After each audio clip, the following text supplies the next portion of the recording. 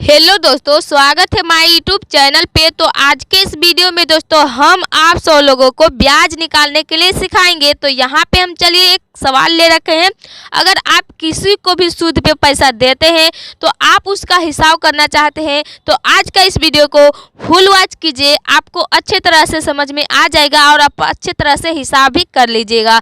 तो चलिए वीडियो को शुरू करते हैं। सबसे पहले देखिए हम यहाँ पे एक सवाल ले रखे हैं। इस सवाल में क्या है हम इसको समझते हैं। तो चलिए देखिए, जैसे कि यहाँ पे है 2000 रुपया, 2000 रुपये का 5% की दर से 6 महीना का ब्याज निकालें। यानी कि हम किसी को 2000 रुपया दिए हैं और फिर किसी से लिए हैं, ठीक है ना। दिए हैं और लिए हैं, बात बराबर होगा। मान लीजिए आप 2000 रुपया किसी से लिए हैं, ठीक है ना। वो 5% की दर से कितने दिन के लिए हैं? 6 महीना के लिए लिए हैं। तो अब हमको उसको कितना पैसा वापस करना होगा सूद आने की, ठीक है।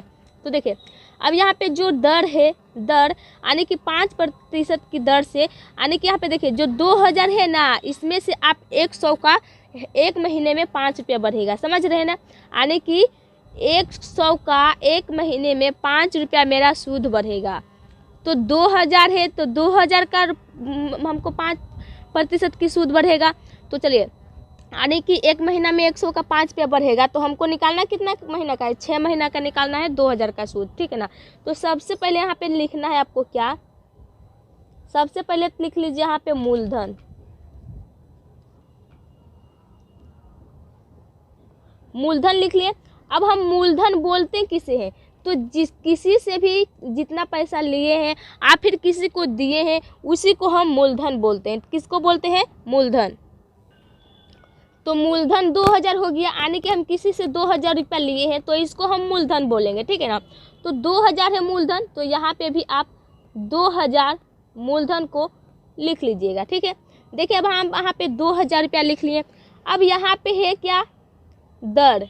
तो यहाँ पे आप दर लिख लीजिए। अब दर देखिए कितने प्रतिशत की दर से है? तो देखिए यहाँ पे 5% की दर से है ना, तो यहाँ पे आपको 5% की दर से लिख लेना है, ठीक है।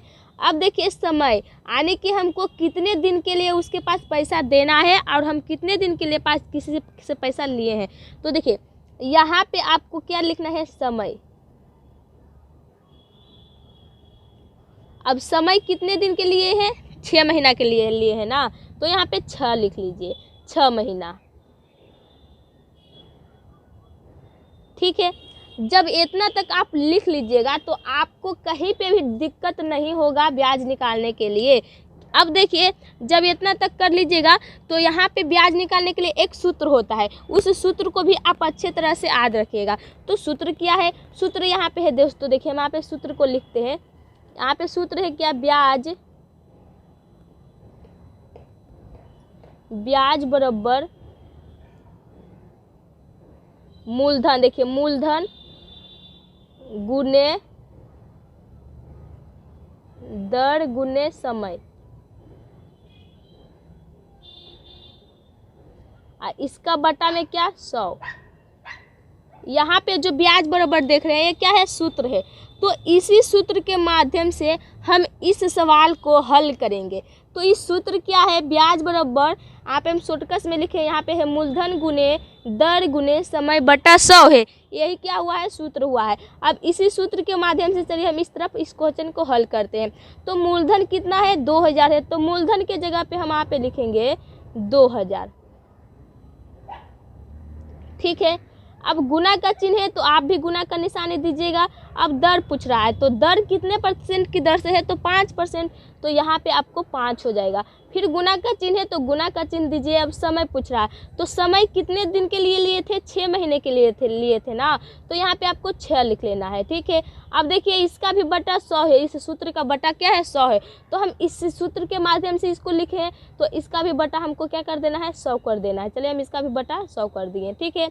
अब देखिए अब जो संख्या कटेगा उसको हम काट लेंगे, जो संख्या नहीं कटेगा फाइनली वो आंसर निकल गया, ठीक है ना। तो देखिए यहाँ पे 2 जीरो से और यहाँ पे 2 जीरो क्या हुआ, कैंसिल हो गया, यानी कि कट गया। अब यहाँ पे 20 बचा है और गुने 5 गुने 6 बचा है, नीचे में आपको कुछ भी नहीं बचा है। तो 20 गुने 5 कीजिएगा तो कितना आएगा, 20 पचे 100, तो यानी कि यहाँ पे कितना आ गया आपका 100 आ गया, 100। ठीक है, अब गुना का चिन्ह लगाइए और कितना है यहाँ पे 6 है, तो यहाँ पे 6 लिखिए। अब इसको भी आपको क्या करना है, गुना कर लेना है, ठीक है ना। तो चलिए हम इसको भी गुना करते हैं। तो देखिए इसको भी गुना करेंगे तो 100 से गुना 6 में करेंगे तो 600 निकल कर आ जाएगा दोस्तों। क्या आ जाएगा, 600, यानी 600 रुपया जो निकल कर आया है, ये आपका क्या निकल कर आ गया है, ब्याज निकल कर आ गया है। यानी कि आप जो 2000 रुपये को लिए थे, कितने दिन के लिए लिए थे, 6 महीना के लिए लिए थे ना, और 5% की दर से लिए थे ना। तो देखिए अगर आप किसी से 2000 रुपया लिए हैं 6 महीने के लिए 5% की दर से, तो आपका 6 महीना का सूद 600 रुपया बढ़ जाएगा। 600 रुपये क्या एक्स्ट्रा उसको आपको देना पड़ेगा, नहीं सूद बढ़ गया। अब आपको यहाँ पे ध्यान रखना है कि आपको सूद का भी पैसा देना है और जो पैसा आप उससे लिए थे वो पैसा भी देना है। तो यहाँ पे देखिए क्या करना है, यहाँ पे तो 2000 है, तो देखिए इसको 2000 को लिख लीजिए